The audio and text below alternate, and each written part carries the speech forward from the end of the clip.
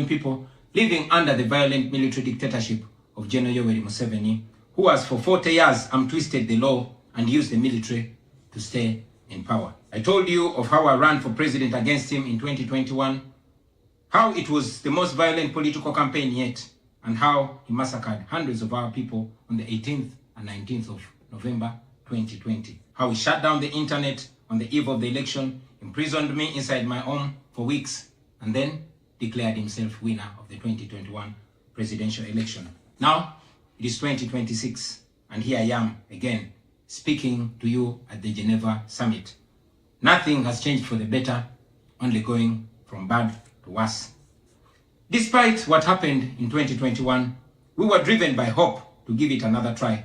So in 2025, I announced that I was running for president again. For 112 days, I traveled across the country campaigning, and the population turned up overwhelmingly.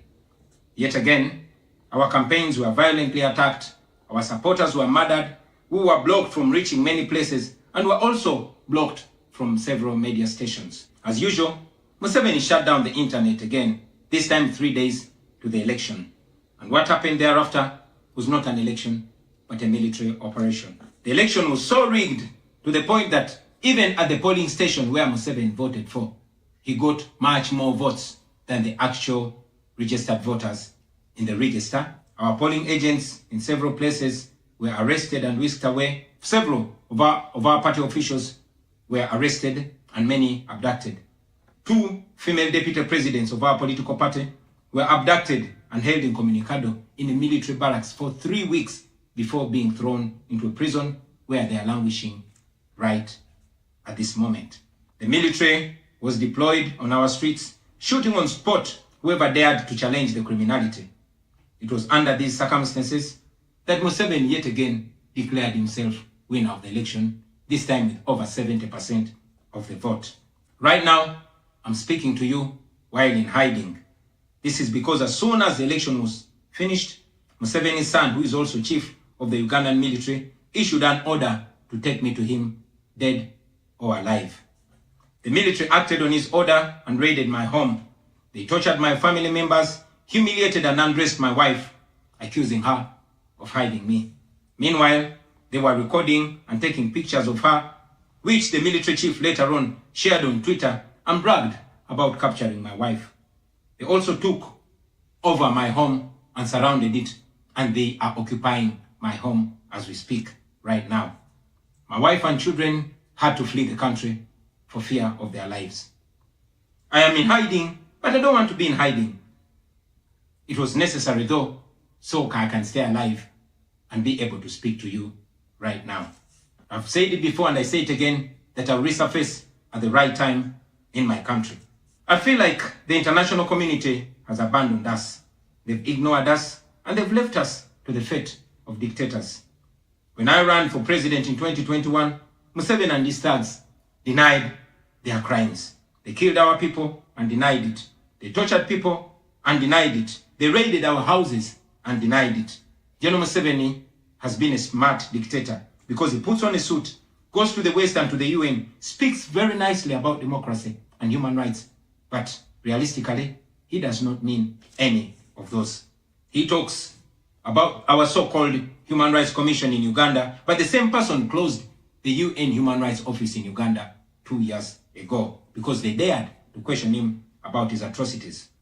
Now that is how he has been able to maintain a facade of democracy for 40 years and counting. But now Museveni is 83 years old, and his 51-year-old son, Muhoozi Kainerugaba, commands our military, the Uganda People's Defense Forces, more like Uganda's defense against his own people.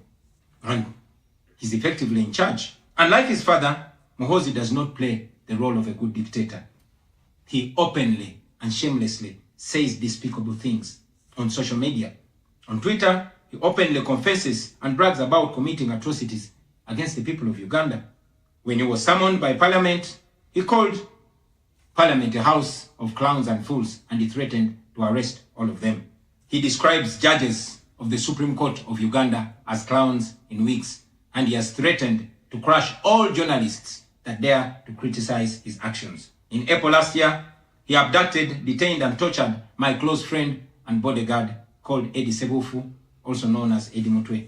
He later on posted on Twitter naked pictures of Eddie, boasting that Eddie Mutwe was in his basement learning Museveni's mother tongue, Bunyankole. Last month, he bragged about killing 22 of my friends, and he said that he's praying that I am the 23rd person for him to kill. In other words, Museveni and his son no longer fear international retaliation for their crimes. They've been so emboldened by your lack of action. They know that they can murder their own people, imprison them, torture them, remove their fingernails, push needles down their testicles, and nothing will happen to them. Now, they're using rape as a weapon. Boys and girls, men and women, people of all ages have reported being sexually assaulted by Muhoozi's military. And it's not rare. The majority of the people that they capture and unlawfully imprison have reported being raped, whether men or women. It is no longer possible, ladies and gentlemen, for the international community to deny Museveni's violence and atrocities. It's all over social media. And today, I am talking about it to you. Now, this is our call to action.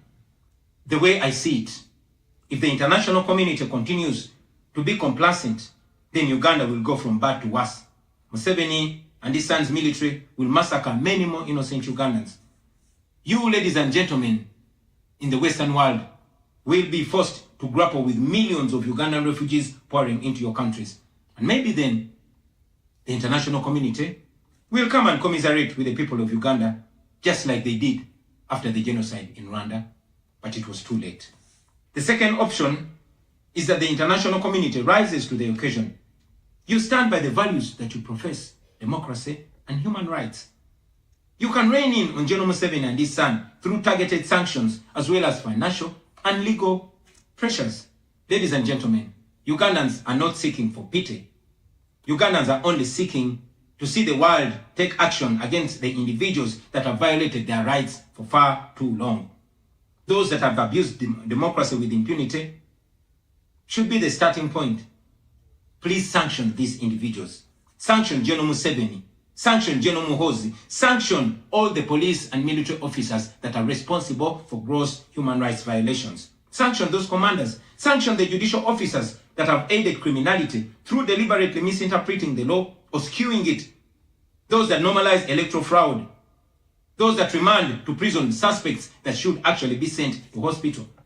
Sanction these individuals because their combined efforts in the last election effectively give autocracy a blank check to rule over the people of Uganda for 5 years. We call upon the international community to treat General Museveni exactly how they treated Idi Amin, because Idi Amin did what he did to Ugandans for only 8 years. Museveni has done much worse to the people of Uganda, and it has been for 40 years and counting. Because of the inaction of the international community, Museveni's mode of dictatorship and human rights violations is being seen as acceptable in the region, and it must be stopped before it is exported to other countries in the region and in the continent. We ask the international community not to recognize Museveni's regime because it is not legitimate.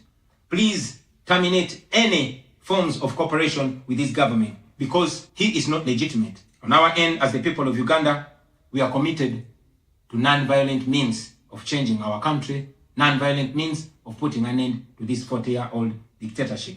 And you can be sure that the people of Uganda will sooner or later free themselves, because oppressed people cannot stay oppressed forever. With your help, friends, with the help of the international community and development partners, we can change our country. We can liberate Uganda before it is too late. I thank you for listening to me, for God and my country.